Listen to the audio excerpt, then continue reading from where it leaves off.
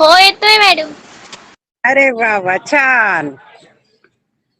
दिसते का शाळा तुम्हाला? मी दररोज शाळा दाखवते पहा. अजिबात शाळेला मिस करू नका. लवकरच वेळ येणार आहे तुम्हाला इथे यायची. गुड मॉर्निंग, शुभ सकाळ. चला, सर्वात महत्वाची सूचना तुम्हाला मी दररोज देत असते ती आजही सूचना आहे. स्वतःची काळजी घ्या, आपल्या कुटुंबाची काळजी घ्या आणि वारंवार हात स्वच्छ धुवा. म्हणजे कोरोनाचा जंतू आपल्यावर हल्ला करणार नाही. आणि पहा की फक्त नाक, डोळे, तोंड, गळ्याच्या वरचा भाग आपल्याला जपायचा आहे. त्याच्या माध्यमातून प्रतिकार करू शकतो. बाकीच्या गोष्टी नाहीत. त्याचबरोबर अभ्यासाला सुद्धा सुरुवात करायची आहे. अभ्यास विसरायचा नाही. चला आपण मुलांनो वेलकम, गुड मॉर्निंग. हे रेकॉर्ड लेक्चर व्हिडिओ जे आहे युट्यूबच्या चॅनेलवर जाऊन पण तुम्ही पाहू शकता केव्हाही. काही शंका आणि अडचणी असतील तर पुन्हा पुन्हा हा व्हिडिओ तुम्ही पाहू शकता. चला, आज अभ्यासाला विषय घेतलेला आहे अर्थशास्त्र इयत्ता 12वी. यामधील प्रकरण क्रमांक 1 सूक्ष्म अर्थशास्त्र आणि स्थूल अर्थशास्त्राचा परिचय. हे प्रकरण आपण अभ्यासलेलं आहे, पण आज आपण या प्रकरणावरील स्वाध्याय सोडवणार आहोत. स्वाध्याय सोडवला की प्रश्नांची उत्तरं कशी लिहायची, कोणत्या प्रश्नाला किती गुण आहेत हे आपल्या लक्षात येईल. त्याचप्रमाणे प्रश्न उत्तर कशी लिहायची, गुण किती असतील हे पण लक्षात येईल आणि उत्तर पण तुम्हाला माहिती होतील. आणि हा स्वाध्याय प्रकरण संपल्यानंतर पाठ्यपुस्तकामध्ये दिलेला आहे. त्या प्रश्नांची उत्तरं कशी लिहायची ते आपण आता पाहूया.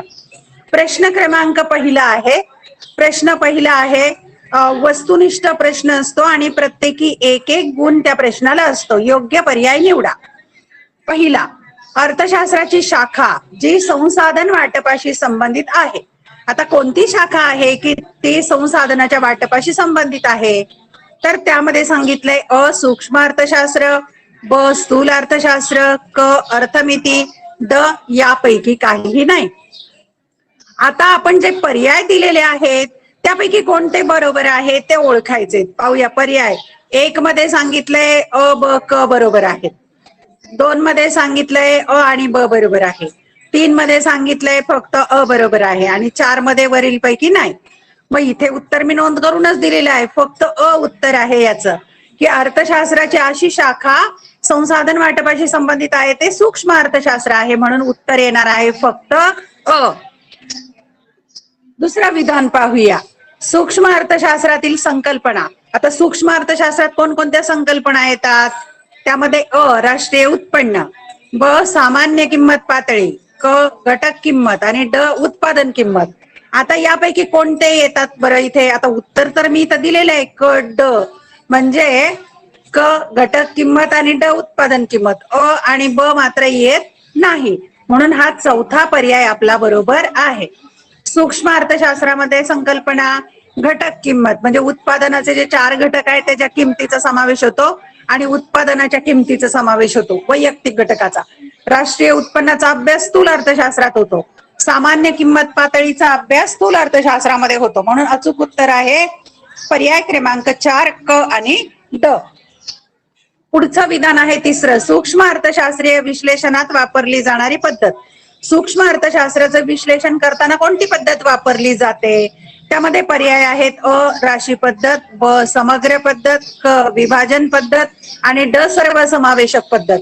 याचं अचूक उत्तर आहे तिसरं, विभाजन पद्धत वापरली जाते, की छोट्या छोट्या भागाचा अभ्यास केला जातो. आणि राशी पद्धत, समग्र पद्धत आणि सर्वसमावेशक पद्धत स्थूल अर्थशास्त्रामध्ये वापरली जाते.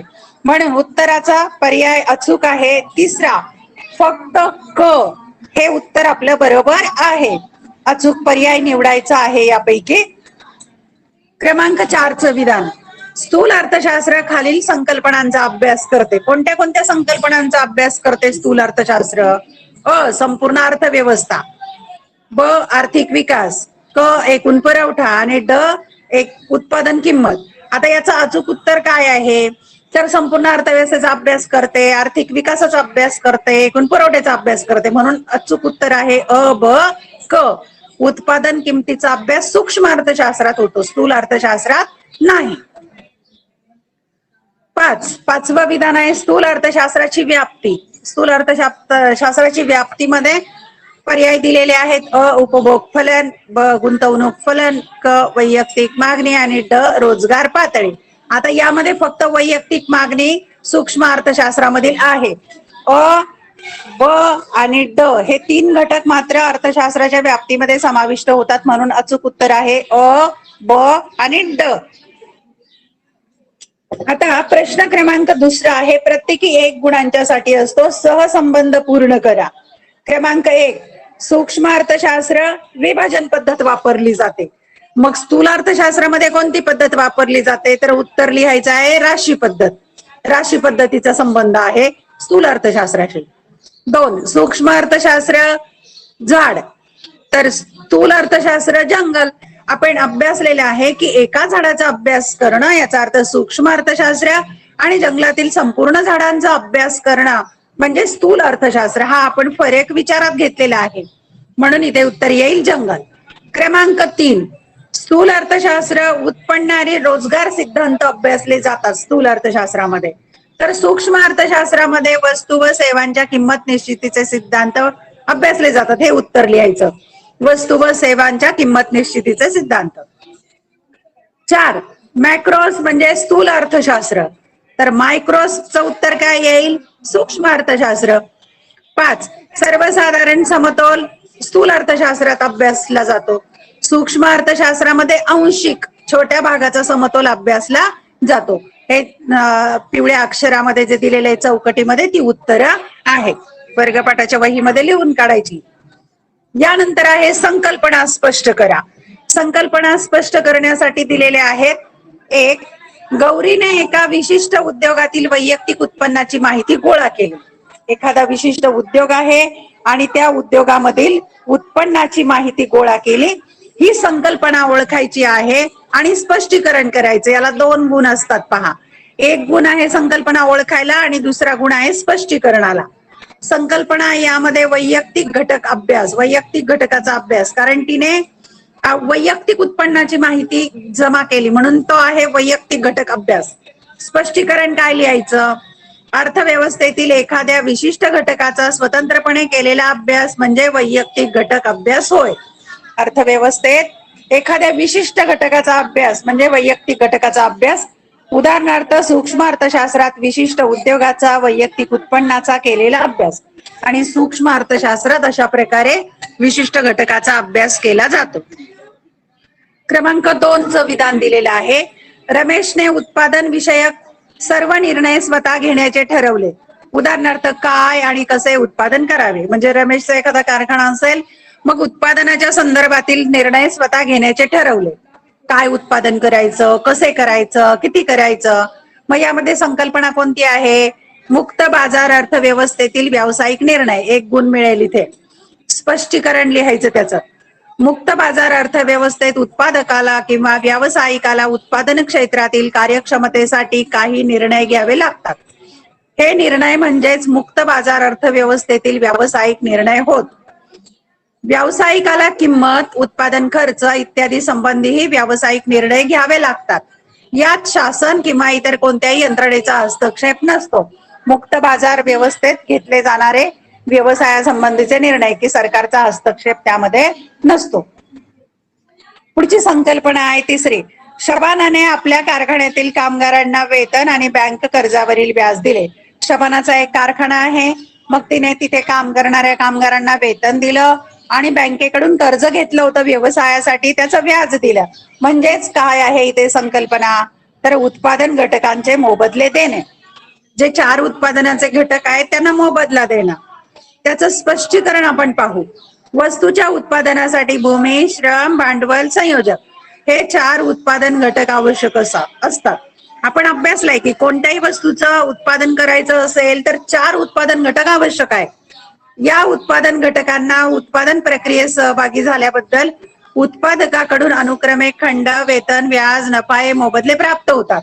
मग 4 उत्पादन घटक आहेत. भूमीला खंड मिळतं, श्रमिकाला वेतन मिळतं, भांडवलाला व्याज मिळतं आणि संयोजकाला नफा प्राप्त होतो. यालाच उत्पादन घटकांचे मोबदला देणं असं म्हटलं जातं. शबानाने मग कामगारांना वेतन आणि बँकेच्या कर्जावरील व्याज दिलेला आहे.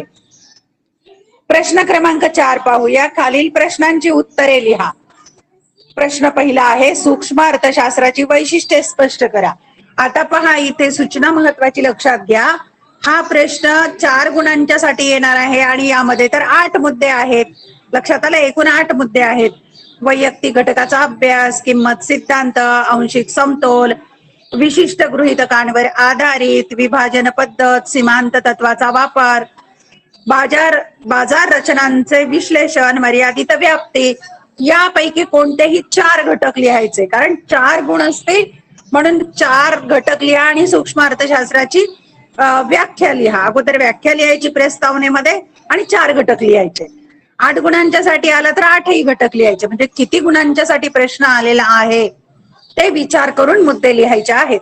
म्हणून सूक्ष्म अर्थशास्त्राची वैशिष्ट्ये बहुतेक वेळेला तर 4 गुणांच्यासाठीच येतात. 4 गुणांच्यासाठी 4 मुद्दे लिहा.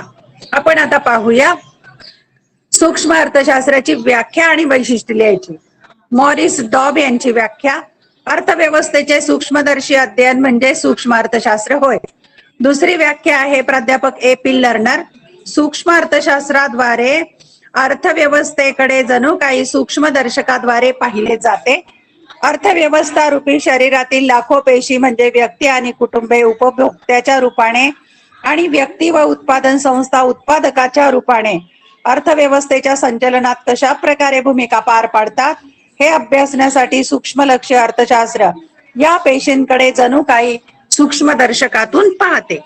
या 2 व्याख्या लिहायच्या आणि नंतर वैशिष्ट्य लिहायची त्याच्या स्पष्टीकरणासहित. पहिलं वैशिष्ट्य, वैयक्तिक घटकाचा अभ्यास. सूक्ष्म अर्थशास्त्रात विशिष्ट उद्योग संस्था, कुटुंब संस्था, वैयक्तिक किमती यासारख्या लहान वैयक्तिक आर्थिक घटकांच्या वर्तनाचा अभ्यास केला जातो. 2. किंमत सिद्धांत. सूक्ष्म अर्थशास्त्र वस्तू व सेवांच्या किंमत निश्चितीशी तसेच उत्पादन घटकांच्या किंमत निश्चितीशी संबंधित आहे. म्हणून सूक्ष्म अर्थशास्त्राला किंमत सिद्धांत असेही म्हणतात. ही झाली 2 वैशिष्ट्ये. तिसरं वैशिष्ट्य, आंशिक समतोल. 2 घटकांमधील संतुलन म्हणजे समतोल होय. सूक्ष्मलक्ष्य अर्थशास्त्रीय विश्लेषण म्हणजे आंशिक समतोलाचे विश्लेषण होय. आंशिक समतोलामध्ये एक उपभोक्ता, एक उत्पादन संस्था, विशिष्ट उद्योग इत्यादी वैयक्तिक आर्थिक घटकांच्या समतोलाचे विश्लेषण केले जाते. आंशिक समतोल विश्लेषण पद्धतीत वैयक्तिक घटकाला इतर आर्थिक घटकांपासून बाजूला काढून त्यांच्या समतोलाचा स्वतंत्रपणे अभ्यास केला जातो. हे झालं तिसरं वैशिष्ट्य. वैशिष्ट्य क्रमांक 4, विशिष्ट गृहीतकांवर आधारित.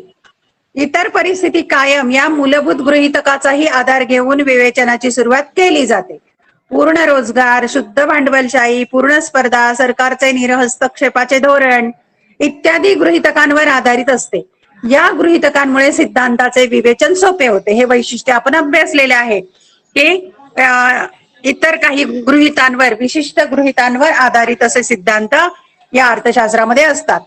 5वं वैशिष्ट्य आहे विभाजन पद्धत. सूक्ष्मलक्ष्य अर्थशास्त्रात अर्थव्यवस्थेचे लहानात लहान वैयक्तिक घटकांमध्ये विभाजन केले जाते व नंतर प्रत्येक घटकाचा स्वतंत्रपणे तपशीलवार अभ्यास केला जातो. म्हणजे सूक्ष्मलक्ष्य अर्थशास्त्रात विभाजन पद्धतीचा वापर केला जातो.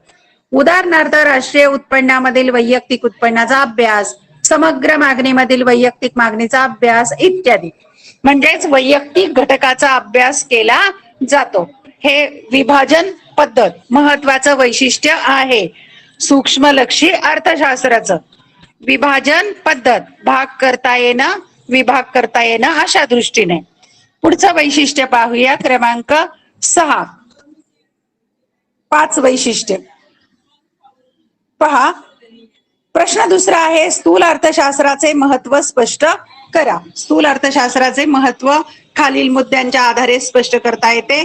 तत्पूर्वी स्थूल अर्थशास्त्राची थोडीफार माहिती लिहिली तरी चालेल. व्याख्या किंवा इतर काही माहिती असेल प्रस्तावना म्हणून लिहिली तर चांगलं.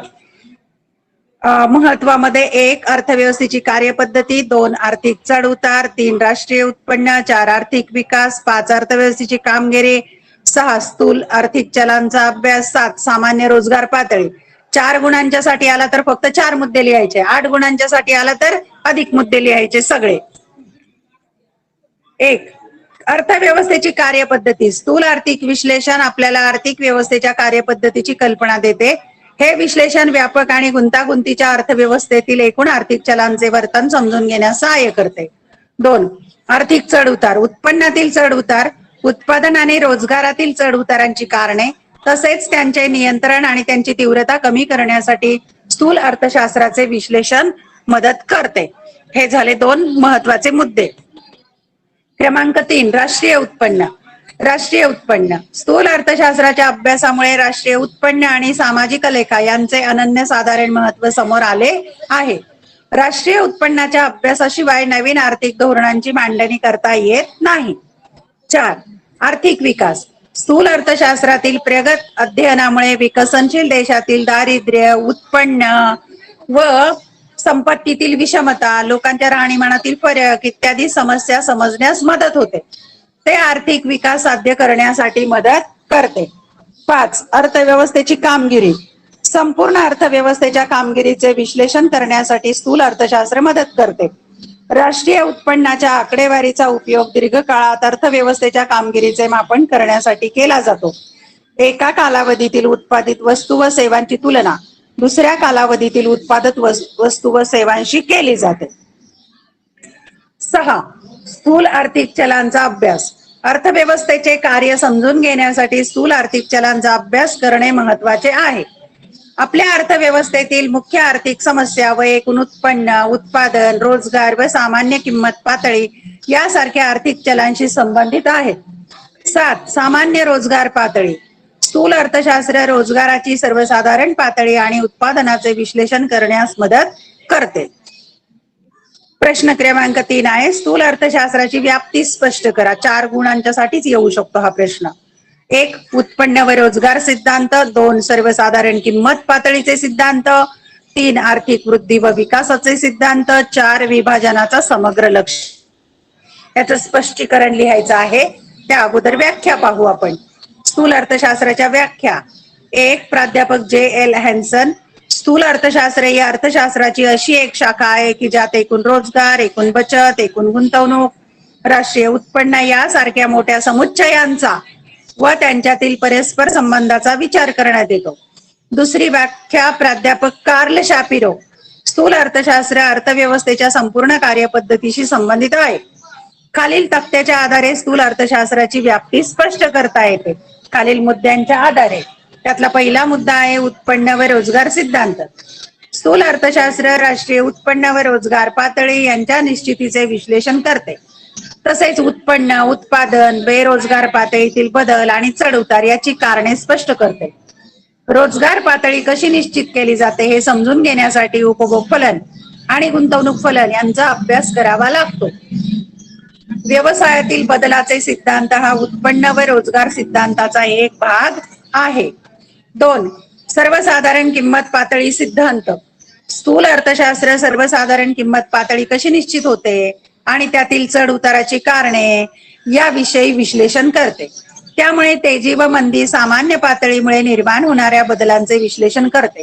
तेजी आणि मंदीने निर्माण होणाऱ्या समस्यांमुळे सर्वसाधारण किंमत पातळीचा अभ्यास महत्वपूर्ण ठरतो. क्रमांक 3, आर्थिक वृद्धी व विकासाचे सिद्धांत. स्थूल अर्थशास्त्रात विकसित आणि विकसनशील देशातील आर्थिक वृद्धी व विकासा संबंधित सिद्धांताचा समावेश होतो. त्यात अल्पविकास आणि दारिद्र्य यांची कारणे व कार्यपद्धतीचे स्पष्टीकरण केले जाते. तसेच आर्थिक वृद्धी व विकासाचा वेग वाढविण्याची व्यूहरचना सुचविली जाते. 4, विभाजनाचा समग्र लक्षित सिद्धांत. स्थूल अर्थशास्त्रीय सिद्धांत एकूण राष्ट्रीय उत्पन्नातील खंड, वेतन, व्याज, नफा यांच्याशी संबंधित सापेक्ष भागाशी निगडीत आहे. यानंतर प्रश्न क्रमांक 5 महत्वाचा आहे. 4 गुणांच्यासाठी असतो आणि 4 गुणांच्यासाठी विभाजन असं केलं जातं. खालील विधानाशी आपण सहमत किंवा असहमत आहात ते सहकारण स्पष्ट करा. सहमत, असहमत लिहायला 1 गुण आणि सहकारण स्पष्ट करायला 3 गुण, असं 4 गुणांच्यासाठी हा प्रश्न येतो. क्रमांक 1, सूक्ष्म अर्थशास्त्राची व्याप्ती अमर्याद आहे. 2, स्थूल अर्थशास्त्रात वैयक्तिक वर्तनाचा अभ्यास केला जातो. 3, स्थूल अर्थशास्त्र हे सूक्ष्म अर्थशास्त्रापेक्षा वेगळे आहे. 4. सूक्ष्म अर्थशास्त्रात विभाजन पद्धतीचा वापर केला जातो. 5. सूक्ष्म अर्थशास्त्र हे उत्पन्न सिद्धांत म्हणून ओळखले जाते. आपण कारण स्पष्ट करूया. क्रमांक 1. सूक्ष्म अर्थशास्त्राची व्याप्ती अमर्याद आहे. उत्तर, या विधानाशी मी असहमत आहे, म्हणजे चुकीचं आहे. कारण 1. सूक्ष्म अर्थशास्त्राला इंग्रजीमध्ये मायक्रो इकॉनॉमिक्स असे म्हणतात. इंग्रजीतील मायक्रो या शब्दाची उत्पत्ती मूळ ग्रीक शब्द मायक्रॉस यापासून झाली आहे. मायक्रॉस या शब्दाचा मराठी अर्थ अत्यंत लहान किंवा 1 दशलक्षांश भाग असा होतो. म्हणजे सूक्ष्म अर्थशास्त्र हे अर्थव्यवस्थेतील अत्यंत सूक्ष्म घटकांचा अभ्यास करते. 2. सूक्ष्म अर्थशास्त्रात विशिष्ट कुटुंब, विशिष्ट उत्पादन संस्था, वैयक्तिक मागणी, वैयक्तिक पुरवठा, वैयक्तिक उत्पन्न, विशिष्ट वस्तूची किंमत इत्यादींचा अभ्यास केला जातो. 3. सूक्ष्म अर्थशास्त्रात एखादा उपभोक्ता महत्तम समाधान कशा प्रकारे प्राप्त करतो व एखादा उत्पादक किंवा उत्पादन संस्था किंवा पेढी महत्तम नफा कशा प्रकारे प्राप्त करते याचा अभ्यास केला जातो. सूक्ष्म अर्थशास्त्रात समग्र घटकांचा अभ्यास केला जात नाही. त्यामुळे सूक्ष्म अर्थशास्त्र हे समुच्चयात्मक स्वरूपाचे नसून व्यक्तिगत स्वरूपाचे असते. म्हणून सूक्ष्म अर्थशास्त्राची व्याप्ती अमर्याद नसून मर्यादित आहे. एवढं लिहिलं की 4 गुण मिळतील. क्रमांक 2चं विधान. स्थूल अर्थशास्त्रात वैयक्तिक वर्तनाचा अभ्यास केला जातो. उत्तर, या विधानाशी मी असहमत आहे, चूक आहे हे विधान. कारण 1. स्थूल अर्थशास्त्रात विशिष्ट ग्राहक, वैयक्तिक मागणी, विशिष्ट विक्रेता, वैयक्तिक पुरवठा, विशिष्ट वस्तूच्या किमतीचे निर्धारण इत्यादी वैयक्तिक घटकांचा अभ्यास केला जात नाही. 2. सूक्ष्म अर्थशास्त्रात वैयक्तिक घटकांचा अभ्यास केला जातो. सूक्ष्म अर्थशास्त्रात विशिष्ट ग्राहकाच्या महत्तम उपयोगिता प्राप्तीचे आणि विशिष्ट उत्पादकाच्या महत्तम नफा प्राप्तीचे विश्लेषण केले जाते. 3. परंतु स्थूल अर्थशास्त्रात समग्र आर्थिक चलांचा, त्यांच्यातील फलनात्मक संबंधांचा व परस्परावलंबनाचा तसेच त्यांच्या निर्धारणाचा, त्यांच्यातील बदलांचा व चढ उतारांच्या कारणांचा अभ्यास केला जातो. म्हणून स्थूल अर्थशास्त्रात वैयक्तिक वर्तनाचा अभ्यास केला जात नाही, तर समग्र घटकांच्या वर्तनाचा अभ्यास केला जातो. क्रमांक 3. स्थूल अर्थशास्त्र हे सूक्ष्म अर्थशास्त्रापेक्षा वेगळे आहे. उत्तर, या विधानाशी मी सहमत आहे. त्याची कारण सांगायची आहेत. पहिलं कारण, स्थूल अर्थशास्त्र हे संपूर्ण अर्थव्यवस्थेचा अभ्यास करणारे शास्त्र आहे. सूक्ष्म अर्थशास्त्र हे अर्थव्यवस्थेतील विशिष्ट घटकांचा अभ्यास करणारे शास्त्र आहे. 2. स्थूल अर्थशास्त्रात समग्र मागणी, समग्र पुरवठा, राष्ट्रीय उत्पन्न, सर्वसाधारण किंमत पातळी इत्यादी समग्र आर्थिक घटकांचा अभ्यास केला जातो. सूक्ष्म अर्थशास्त्रात वैयक्तिक मागणी, वैयक्तिक पुरवठा, वैयक्तिक उत्पन्न इत्यादी वैयक्तिक आर्थिक घटकांचा अभ्यास केला जातो. त्यामधला तिसरा मुद्दा आहे, स्थूल अर्थशास्त्र सर्वसाधारण समतोलावर नेहमी भर देते आणि सूक्ष्म अर्थशास्त्र आंशिक समतोलावर भर देते. 4. स्थूल अर्थशास्त्र राशी किंवा एकत्रीकरण पद्धतीचा वापर करते. सूक्ष्म अर्थशास्त्र विभाजन पद्धतीचा वापर करते. म्हणून स्थूल अर्थशास्त्र हे सूक्ष्म अर्थशास्त्रापेक्षा वेगळे आहे.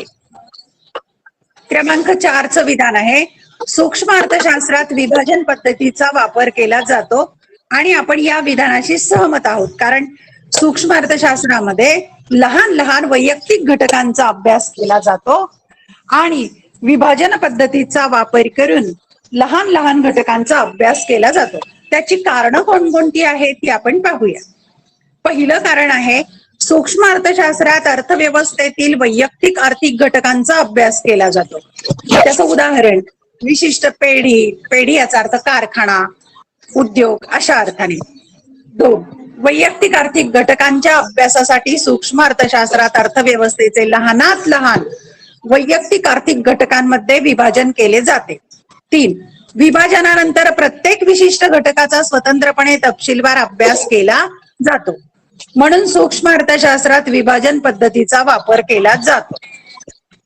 क्रमांक 5 व शेवटचं विधान आहे, सूक्ष्म अर्थशास्त्र हे उत्पन्न सिद्धांत म्हणून ओळखले जाते.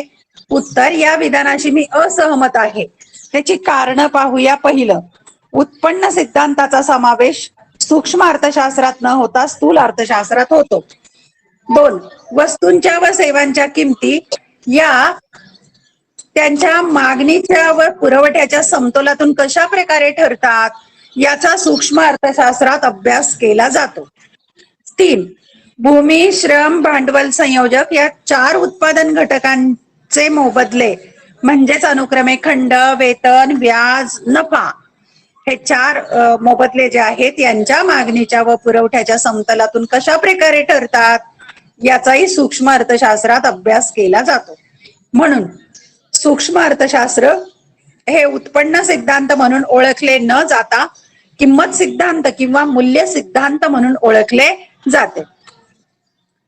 प्रश्न क्रमांक 6 शेवटचा आणि 8 गुणांचा प्रश्न असू शकतो. हा 8 गुणांचा सविस्तर उत्तरे लिहा. 1. सूक्ष्म अर्थशास्त्राचे महत्व स्पष्ट करा. आणि 2.